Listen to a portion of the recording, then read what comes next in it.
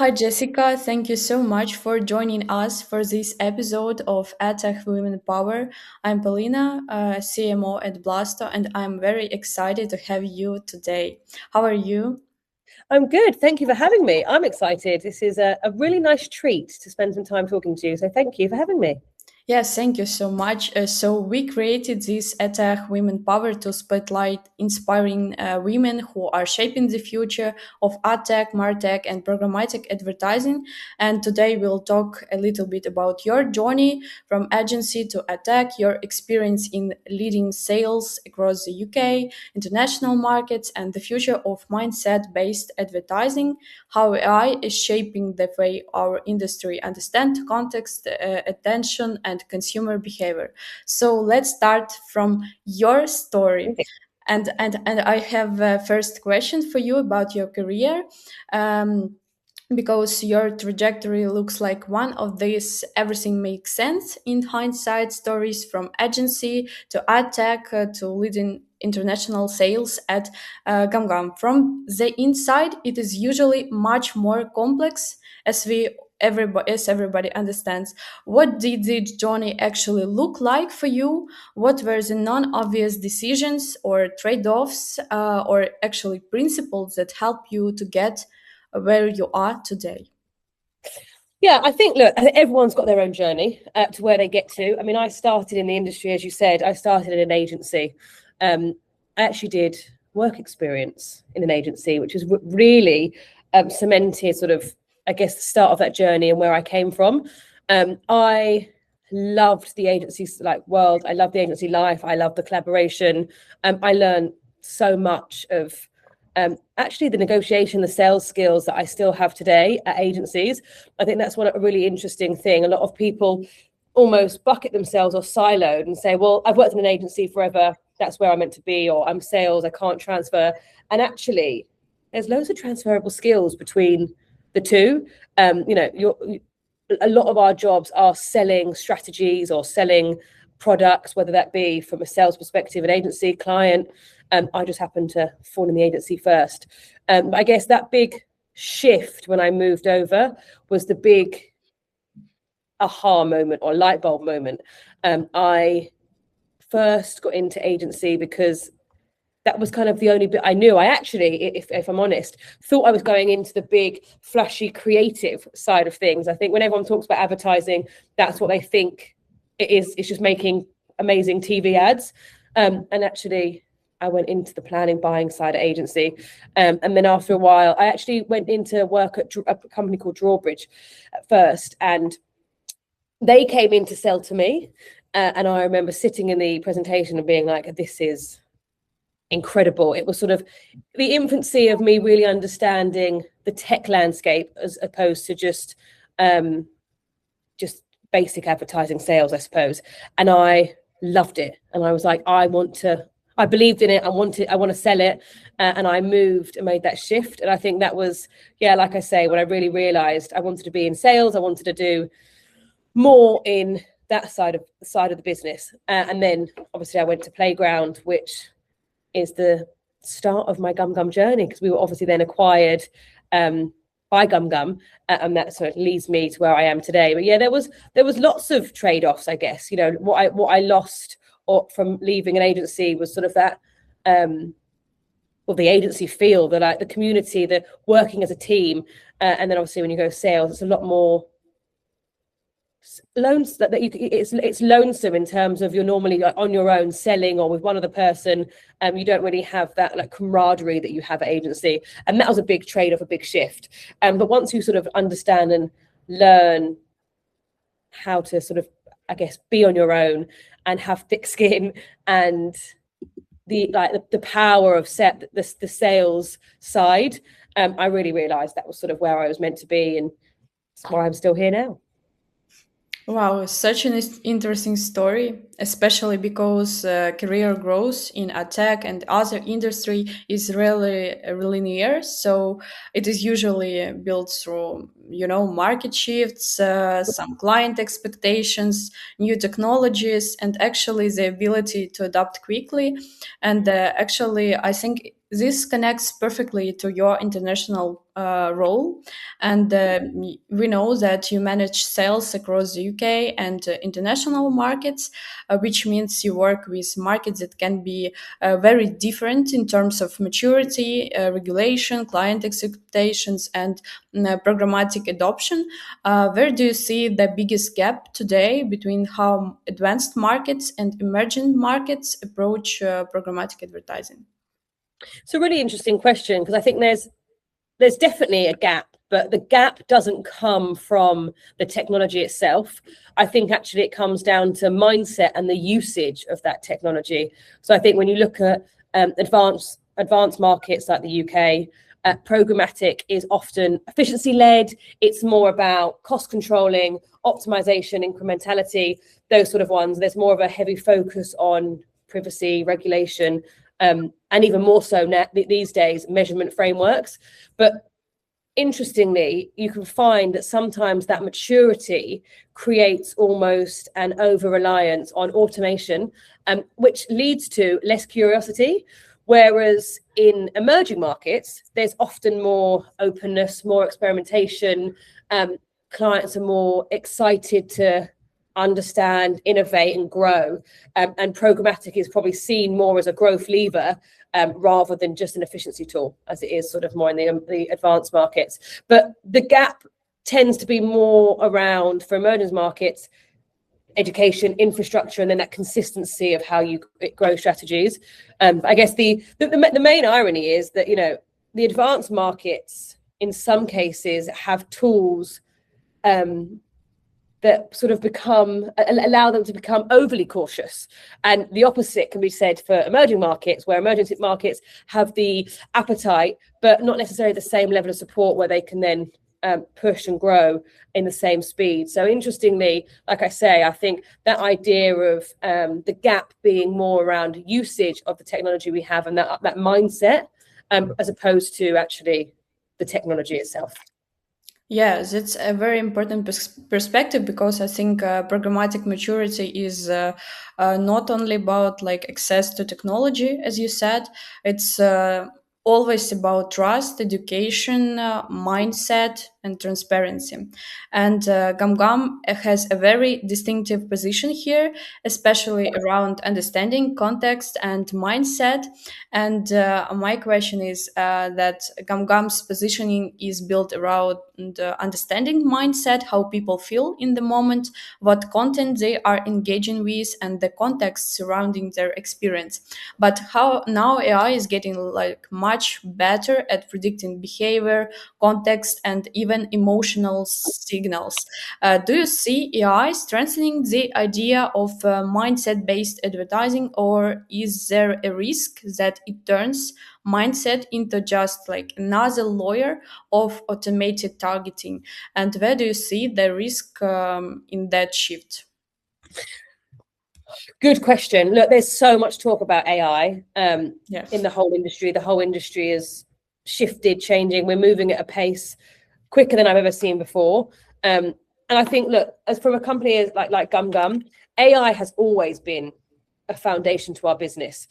You know, our contextual intelligence platform has been around for 16, 17 years. It's always been fueled by AI. So for us, it's not necessarily a new phenomenon, AI. It's been around forever. But absolutely, the way we're using it, the way the industry is using it, the way other businesses are using it, AI is going to strengthen all types of advertising, especially or inclusive of mindset-based advertising.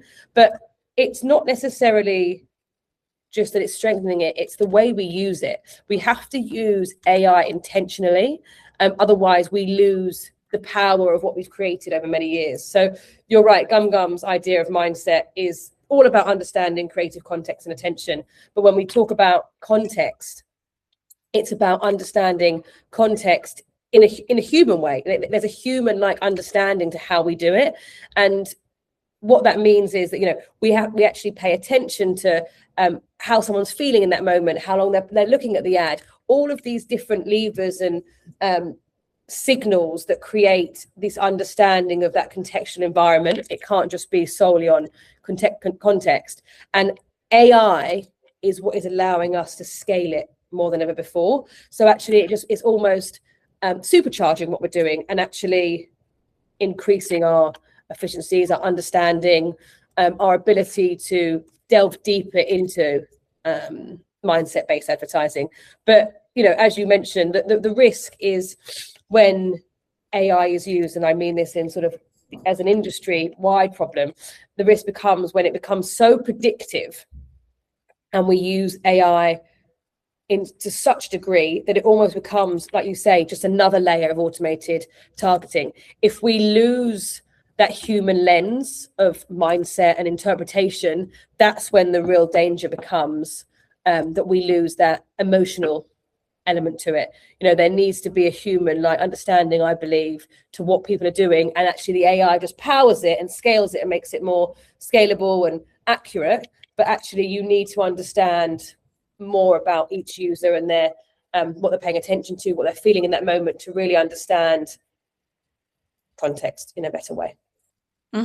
Yeah, I really like that actually balance between technology like AI and human understanding, because this is probably one of the most shocking and biggest questions in advertising right now.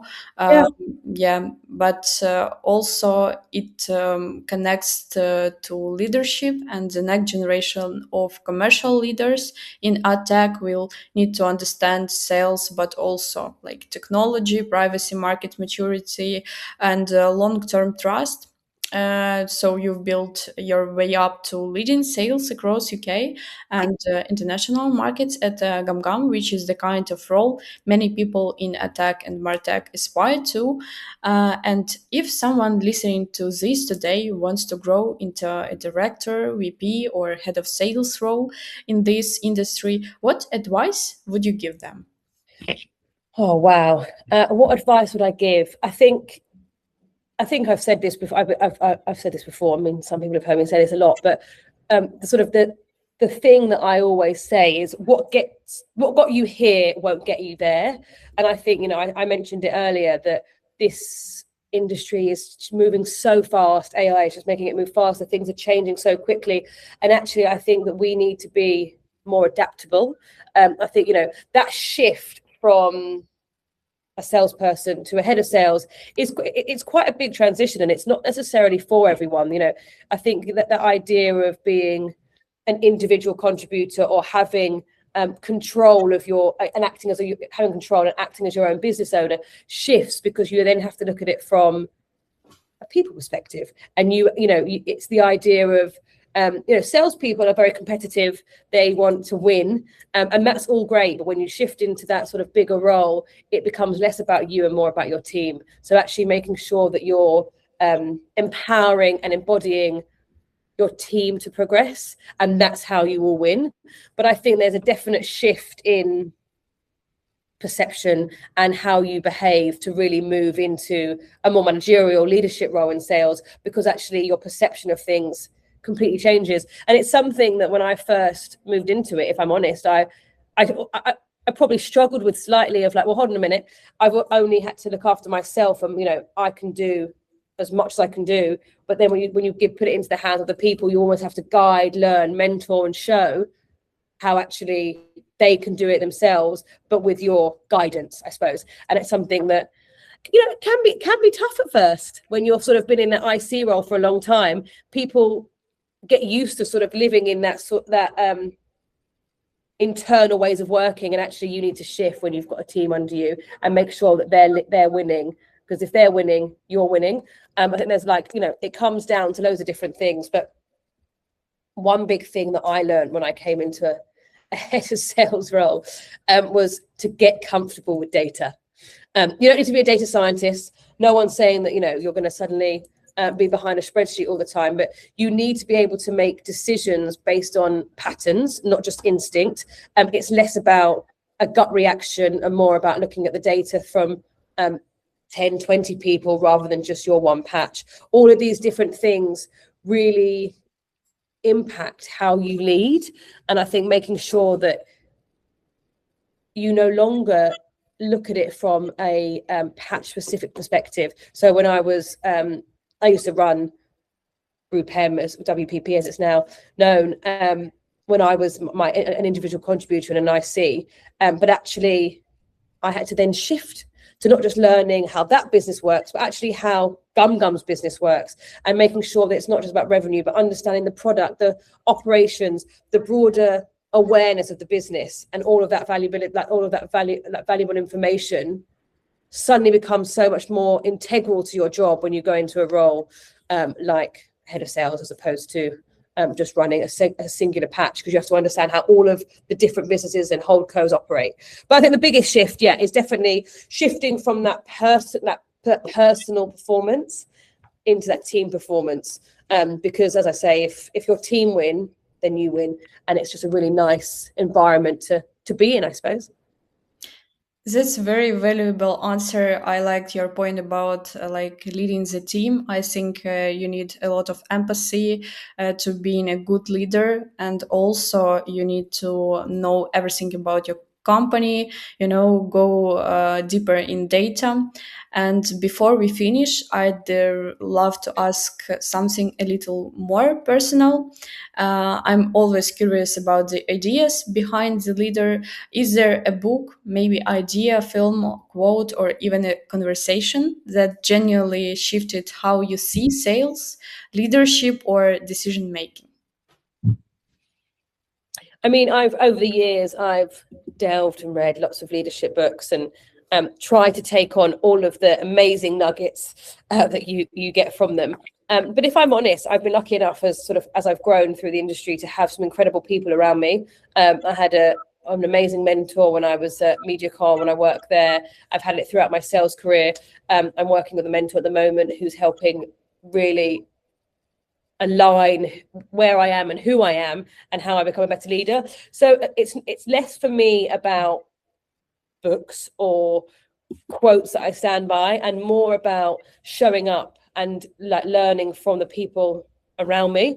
I've been very lucky, as I say, when I was at Playground, I had an amazing team. When I'm here at GumGum, I've got an amazing team, past and present, that have really helped shape who I am.